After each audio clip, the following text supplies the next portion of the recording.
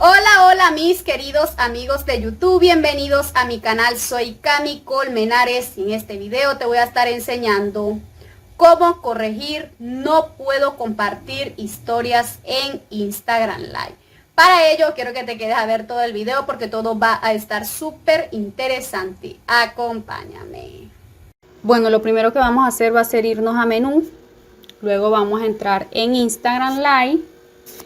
Seguido de eso nos vamos a dirigir acá abajo, en la parte derecha de abajo, seleccionamos y nos vamos a dirigir en la parte derecha de arriba donde salen las tres rayas.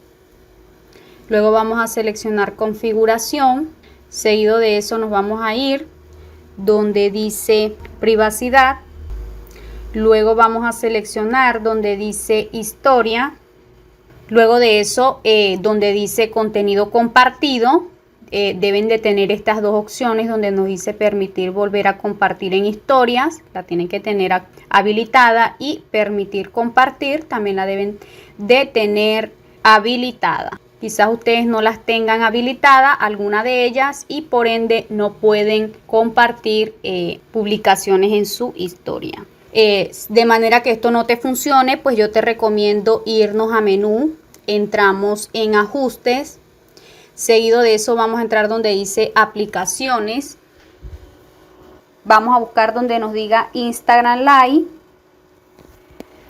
Seleccionamos y vamos a seleccionar donde dice almacenamiento.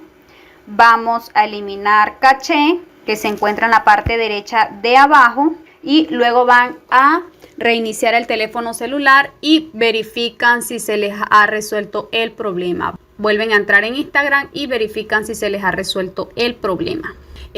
Bueno, mis amigos, mi última posible solución sería que vayan a la Google Play Store y actualicen esa dicha aplicación. Quizás de esta manera te estaría resolviendo el problema en un dado caso de que las dos posibles soluciones anteriores no te funcionen. Bueno, mis amigos, esto fue todo. Espero y les haya gustado el video. No se te olvide estarme apoyando con un me gusta o dejando un comentario. Te invito a que te suscribas en mi canal y compartas este video, bien sea en Facebook, Twitter o Instagram, en la parte de tu preferencia.